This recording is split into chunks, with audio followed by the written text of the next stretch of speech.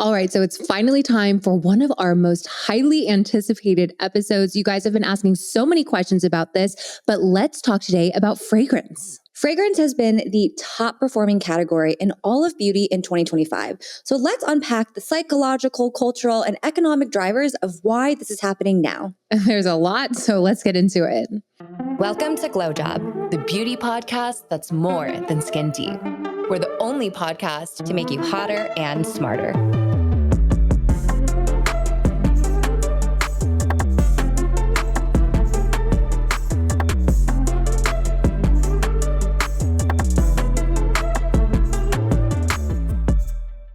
Hi guys, before we jump into today's episode, we want to let you know that we are doing a fragrance giveaway. You can head to our Instagram at GlowJob Podcast with more details on how to enter. Good luck. So to kick things off, let's just start unpacking why people have been so obsessed with fragrance. And the first kind of camp or theme is all about emotion. And the fragrance boom is being spurred by Gen Z. They no longer just want a signature scent. They treat fragrance like a scent wardrobe. So dependent on their mood, their aesthetic, their era, their vibe. And another big driver here is the cultural behavior that has shifted. I think the first thing that comes to mind is almost like this girl math approach a lot of people have when it comes to fragrance. Like, for example, sure, it can be $100, $200 bottle, but they're kind of thinking about it as like cost per spritz. So they're, willing to spend a lot more in this category than they are in, let's say, makeup or skincare. And there's also this whole notion of blind buying, which still blows my mind. These kids, well, I guess they're not even kids, but like Gen Z, Gen Alpha, they will literally go and purchase a fragrance without ever smelling it before. The craziest part to me is that some of these fragrances are not cheap. Like blind buying a Fleur makes sense to me. I'm like, okay, I can do that. But like blind buying an Amouage, which is almost $400, blows my freaking brain. I know, it's crazy. And lastly, let's kind of unpack this overall shift in terms of just like consumer sentiment when it comes to fragrance. More recently, especially in the skincare industry, there's been a lot of demonization of fragrance. And this means that people and consumers are saying like, oh, fragrance is bad for you. It can cause irritation. It can disrupt your hormones. No fragrance, no fragrance, no fragrance. You're so right. For the longest time, folks within skincare thought of scent or fragrance as an irritant. But I have noticed a huge shift, particularly in this year, where I think consumer sentiment has gone to the exact opposite side. People want fragrance and everything. Yeah, like they're talking about how fragrance can be good for you. That again, when you were talking about like the kind of mind smell connection, right? The aromatherapy benefits is kind of what they're calling it. This kind of next wave where there are benefits of smelling things and how it can impact your skin. So I think, especially as we focus more and skincare brands look at like synthetically derived fragrance and really even just engineering scent molecules to be non-irritating, I think we're going to see a lot more of that, coming up soon. For sure. So it's not only the brands, but the consumers are starting to get smarter about fragrance and the nuances of fragrance because not all scents are created equal. The big question is, why now? Why is fragrance so popular in this day and age? It's so crazy. Whenever I see people talking about fragrance online, to me, it is still the most gape-kept product. People just don't want to share or talk about, what fragrances they're wearing. Remember the Victoria's Secret fashion show? Yes, I do. Yes, that influencer, Paul Riax, he had backstage access and he's a fragrance influencer, mind you. So he's asking all these models, what scent are you wearing? What's your go-to signature fragrance? None of the girls would tell him what they were wearing. But I think it's just because, again, it's so tied to like personality, personal preference, identity, that it's become like a bigger part of your overall appearance. I want to unpack this part though. Like, why is it so gatekept? Because there are a lot of things that are tied to your personality or your identity, like clothing. If someone asks me what shirt or what dress I'm wearing, I'm not going to gatekeep what brand it is, but people will gatekeep the scent. And to me, it's also like fragrances don't smell the same on every person. Yeah. It changes literally person to person. I can smell the same bottle on like two different people, nothing. So again, I don't know why there's just like so much fear around sharing what fragrance you're wearing. I have a thought here. And I wonder if it's because fragrance is inherently sort of like a mysterious thing. It is not seen. So having that kind of like allure of not knowing what you're wearing adds to the mystique. And the other thing I think is that a lot of folks, if they're wearing a perfume that's not really high end, but they like dress high end or they act a certain way, it ends up clashing with their perceived persona. So people don't want to say if they're wearing like a basic bitch perfume. Oh, 100%. And also there's so many fragrance dupes out there. Mm-hmm. We're going to get into it a little bit later in the episode, but that's exactly in line with what you're saying. And ultimately, we feel that it is Gen Z that is really pushing the fragrance culture. And it's these three main drivers. One, the rise of unisex perfume.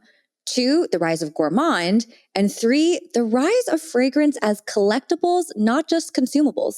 This whole collectible thing always just kind of makes me laugh because it seems so silly that you got to collect them all. But no, it's truly a part of like the psyche, like the whole like hunter-gatherer thing. Like people want to be gathering and collecting all these fragrances. Because you know what? I get it. It looks really nice on your vanity or on your beauty shelf when they're all like lined up. They're so pretty. There's different colors. You feel like rich. It's nice. It is. I get it. And of course, we see that consumers are obsessed with fragrance, but we also see this global shift in how large the fragrance industry becoming.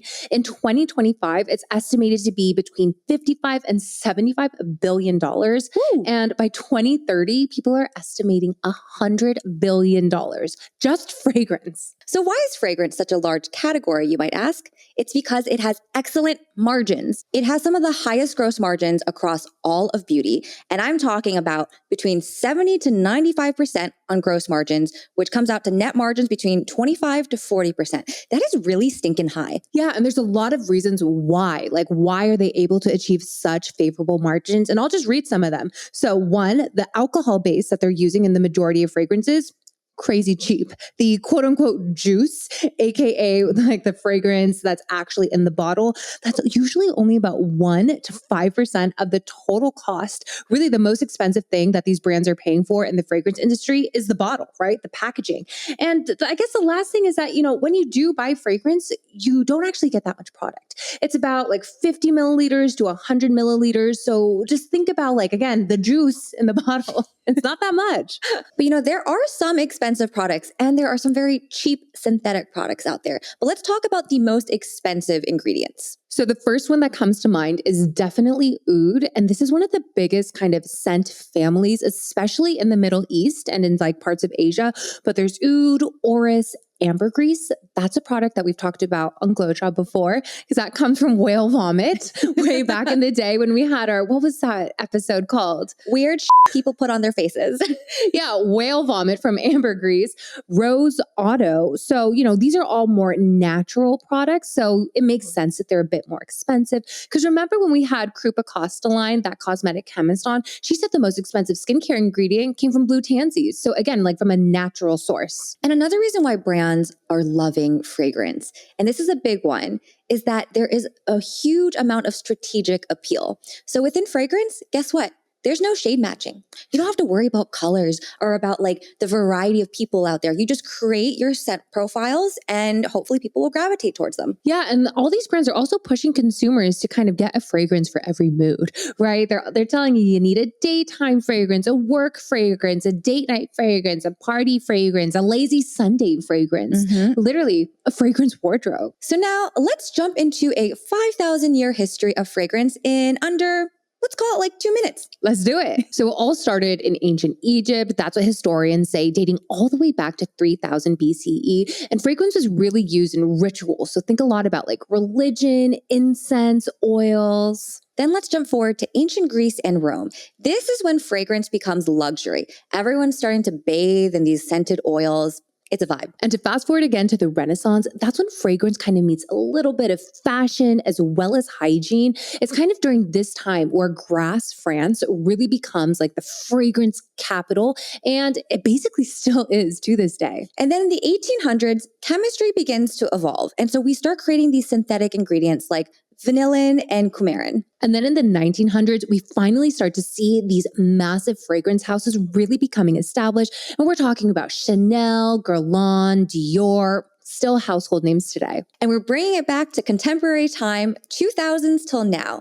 This is the rise of like niche perfumes, genderless perfumes, biotech ingredients. And when it comes to this really rich history of perfume and fragrance, we often see that the perfumers, the artists creating the perfume, they're really just treated like celebrity, true artists, not just, the creators of, let's say, like a moisturizer or a different makeup product. And I think one brand exemplifies this really, really well. It's Frederic Malle, because within their entire line, every single fragrance is created by a different perfumer who has this rich history and all of this knowledge. So their kind of whole vibe is like, let's just get the best perfumer from each house and have them make a signature scent.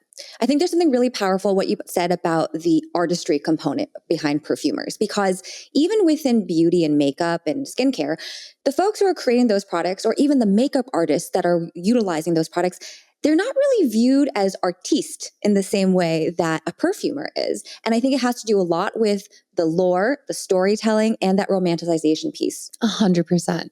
And now let's get into the fragrance landscape and let's kick it off with some of these big legacy houses. And when we're talking about legacy, we're talking old, like 1700s to 1800s old. And we're going to kick it off with the oldest house that we could find. And it's called Farnia Gegenüber. And this was founded in 1709. And it is still around today. And they're really just known for creating the original eau de cologne. There's also Creed, which was founded in 1760, another very old brand. And they actually started as a tailoring house that created scented leather gloves for royalty. It's crazy. I never realized that brand was so old. I know, it's such an old brand. And there's so much like prestige and heritage to it. Now I get why. Royalty gloves. Yeah. Another legacy is Guerlain, and they were founded in 1808, and they did a lot of work in Grasse, France. There's also Floris London, founded in 1730, and they're best known for their scent number 89, which is actually James Bond's scent. Moving right along, let's jump into the modern powerhouses. So these are brands that started within the 1900s. The first one that we got to talk about is Chanel number 5. And this story of this particular fragrance has some crazy, crazy lore, really just dealing with Coco Chanel herself, these two brothers, the Wertheimer brothers, and some kind of insane Nazi story. Well, Coco Chanel was a well-known Nazi fraternizer. Her boyfriend was a Nazi, and the two brothers, the Wertheimers, who are the ones who actually helped propel Chanel number 5 into existence, they are a Jewish family. And now Chanel is 100% owned by the same family, and they still remain private. And if you want to know more about the story, you have to listen to our episode with Arabelle Siccardi. They wrote this amazing book that just broke down all of the drama and lore behind Coco Chanel. Next up is Dior fragrance, Coco Chanel's rival, by the way, and it was launched in 1946. After Dior's, there was Amouage. They were founded in 1983. And what I love about this brand is that their whole story is that they were asked to start a perfume line from the Sultan of Oman. That was like the royal decree that kicked off this brand. That is the best brand story. Like, honestly, it's so good. So much lore. And they're crushing it. They crossed $300 million in sales this year alone. That's wild. And lastly, one of my favorites, Jo Malone, founded in 1990. I believe she was acquired by Estee Lauder for only $15 million. Kind of a steal. Kind of. I mean, that story alone racks my brain every time I hear it because they totally ripped her off. 15 million? So let's jump forward to current times, the 2000s, right before the 2025 boom, and let's cover the key players. And for me, this whole era was kind of when everybody smelled the same.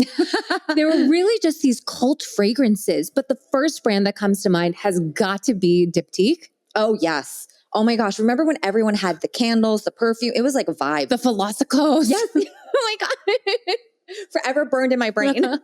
The other two scents I smelled everywhere on the streets were Le Labo Santal 33. Ugh. I swear to God, every man and woman wore this scent in New York in the 2010s. It was crazy. And then, of course, Baccarat Rouge 540 by MFK, everywhere. Every single person. Two other scents that I think everyone wore, and I'm guilty of one of these. Glossier You. Oh, I'm still obsessed. I love her. I want her as a candle. I want her as like a house spray, everything. And also Diaz and Durga, I think it was their pistachio scent. That one went so viral. But now I know what to get you for Christmas for your housewarming. Glossier You candle. Yay. Other ones, I mean, we got to mention Byredo, right? With their whole Balda Freak, Mojave Ghost. Everyone was obsessed with that. That came out in 2026. And, they really were the masters of storytelling. I loved reading all of their fragrance descriptions. But also when we think about like people that are really good at storytelling, Maison Louis Marie comes to mind. Oh, yes.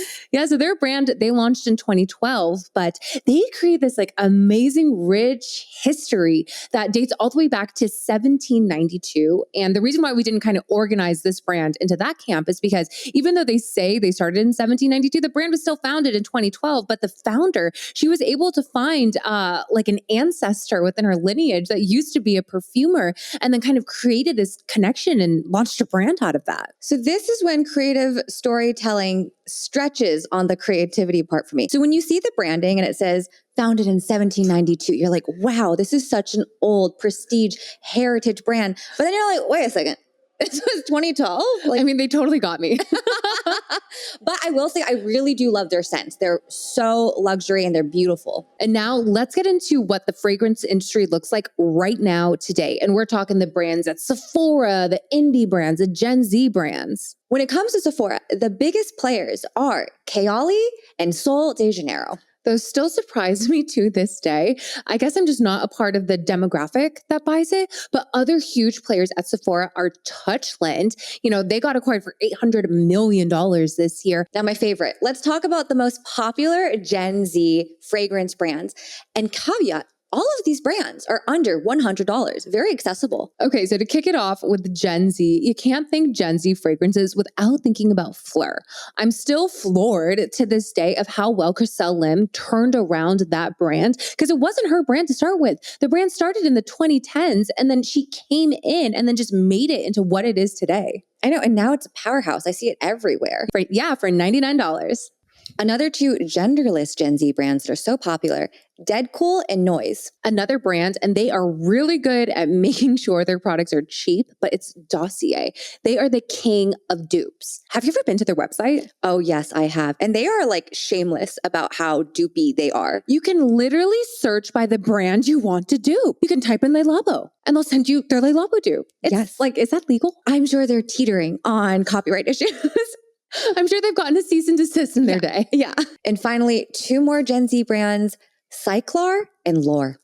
I feel like those are like so just stereotypical of new brands in today's landscape because it meets the classic like founder check marks. For Cyclar, it is the influencer brand, that woman Claudia. And then for Lore, it's like that whole like industry executive. You got Melanie Bender from Glossier. We've covered legacy, we've covered modern powerhouses, the current brands, the biggest at Sephora, Gen Z. And now let's talk about niche brands.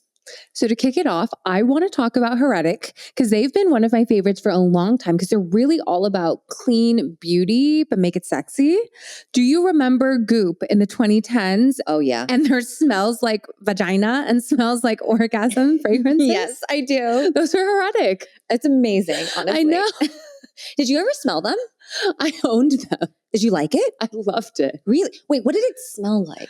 I mean, it's hard to explain because I don't necessarily think that's what those things smell like, right? Yeah. But they smell like feminine. They smell a little sexy. But I have a really good story about one of their perfumes. It's called their Dirty Coconut perfume. Mm-hmm. So back in my day when I was single, that was like one of my go-to date night perfumes. Ah. And it's because it smells like coconut. Right. And I was living in San Francisco at the time. And, whenever I would wear it, for some reason, if I was at a bar or whatever, the men would flock. I don't know why. And it wasn't until a little while later. And I just noticed every time I went out, I got compliments from dudes. So I would keep wearing it. Mm-hmm. And it wasn't until a little while later, I was at a dinner party and I was sitting next to one of my gay besties. And they shared with me, they're like, why do I want to make out with you right now? And I'm like, I don't know why. I don't know why at all. But he told me, he's like, I think it's your smell. Are you wearing something coconut? And he's like, you smell like my lube. And, after that moment, it clicked in my brain. Oh my God, this makes so much sense because you know how many crunchy SF guys use coconut oil as lube? I mean, a lot of people do, but I didn't realize. I was just wearing this fragrance, like thinking all the time, I'm that girl. And I'm like, no, I'm that girl. That's so funny. But I think it's a thing, like this is the reason why I think guys use it because it's like, it's natural, blah, blah, blah, whatever. But girls don't use, I should say, I don't know about all girls, but girls who use toys don't necessarily use coconut oil because oil is not good on silicone. So if you have silicone toys, you should be using a water-based lube. There you go. Facts, girls. I'm saving your toys. So let's reel it back into fragrance, even though I love that story, Jules. But another really popular niche fragrance brand is the Seven Virtues. And they're a clean fragrance brand that's really been resonating with Gen Z. I know we're kind of categorizing them as niche, but I've been seeing them all over TikTok and I feel like they're going to pop off. Other niche brands that come to mind are like Ellis Brooklyn, Boy Smells. But I think one of the things when we think about like niche fragrances, there's literally so many fragrance brands out there. So many. When we were researching this episode, like I honestly felt overwhelmed because technically some of these brands I had heard about, but there were hundreds. Oh my God. Hundreds that we hadn't. There were so many brands that we had never seen before in our lives. And we would go into these fragrance stores and we're like, how does everyone know what these are? Like there's so many choices. And I think, one of the reasons why there are so many brands is because fragrance is art, right? It's not kind of regulated the same way as like skincare or makeup products are. Having a story where it's like homegrown in a kitchen, that's kind of fine. Right? Like Joe Malone started in a kitchen. Diaz and Durga started in a kitchen. So many of these brands started this way. And I think that kind of spurs all of these niche brands that are just able to pop up. Yeah, because it's way more accessible to make a product. You don't have to really worry too much about the R&D and the efficacy and blah, blah, blah. You're just worried about how it smells. It's one particular thing. Just how does this smell? What I do love about fragrance is that even though it has such this rich history, hundreds and hundreds of years of history, thousands, right? There are a lot of new things happening right now. There are a lot of brands doing super cool things. And I'm thinking of Future Society. They basically use biotechnology to extract scents from extinct plants. And then they make a whole perfume out of them. Isn't that crazy? I'm obsessed with that. They do have this one product that I love. It's a fragrance primer. Yes. And the whole thing is like they, again, use biotechnology to make the primer extend the life of your fragrance by like a 16-hour wear. That's a really long time, 16 hours. Yeah. And another thing I think a lot of fragrance companies are trying to do is like really explore the connection with fragrance and AI because there are so many notes today, right? Like you got like your cedarwood, sandalwood, whatever, but there are all like, I think I read this article and it said there are tens of thousands of scents that the human brain can recognize, but we just haven't really tapped into all of those or how to combine all of those into what's going to become this next wave of fragrance. You know what I think of like when you say AI and fragrance? It's like when you put in like an Excel spreadsheet, right? And you put in the cells and you're like, okay, make like every single possible combination of the things. Like that's what AI can do for us is like create these really interesting scent combos. And I'm sure there's going to be some people out there who are like, no, that is a disgrace to the perfume artistry and blah, blah, blah. It is. But also it could be utilized in a good way in the same sense that like AI helps in medicine, for example.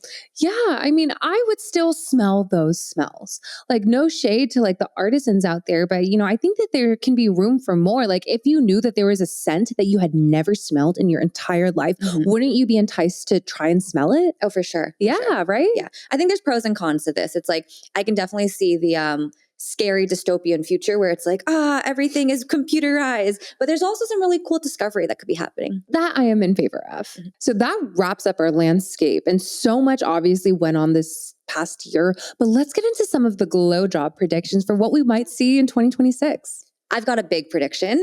I think that Rhode is for sure going to launch a fragrance next year. Oh, of course, right? Like it's just a natural next step. But there has been this storied history of like every single celebrity trying to slap her face on a bottle to sell you, of like, what does Hailey Bieber smell like? So we're definitely getting that. I think back in the day though, like celebrity fragrances were the go-to thing because it was the easiest thing to create and licensed and white label. Yeah, and the margins. You can't forget about the margins. The second prediction is that we are going to start seeing fragrance everywhere. This entire idea of like vilifying fragrance, especially in the skincare industry, is finally going to come to an end.